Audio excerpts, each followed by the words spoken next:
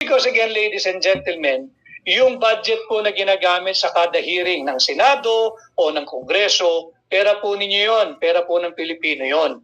At it's a clear case of waste of public funds. Wala na nga tayong pera at sige tayo ng sige ng hearing, wala namang malinaw na direksyon kung ano yung in aid of legislation na angulo roon.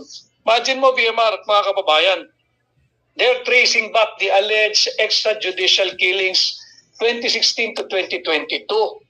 Anong pwede mong i-legislate doon?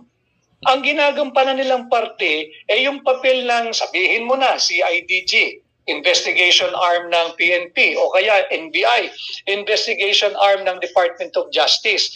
Hindi po kayo NBI, hindi po kayo CIDG, hindi po kayo Station Investigation Division ng mga local police. Kayo po ay legislators, kayo po ay mambabatas.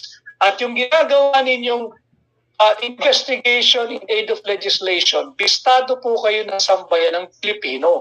Ito'y malinaw na paggamit sa puwersa ng gobyerno, sa puwersa ng pamahalaan, uulitin ko, to harass, oppress, exploit, humiliate, ridicule, and persecute President Duterte and Vice President Sara Duterte.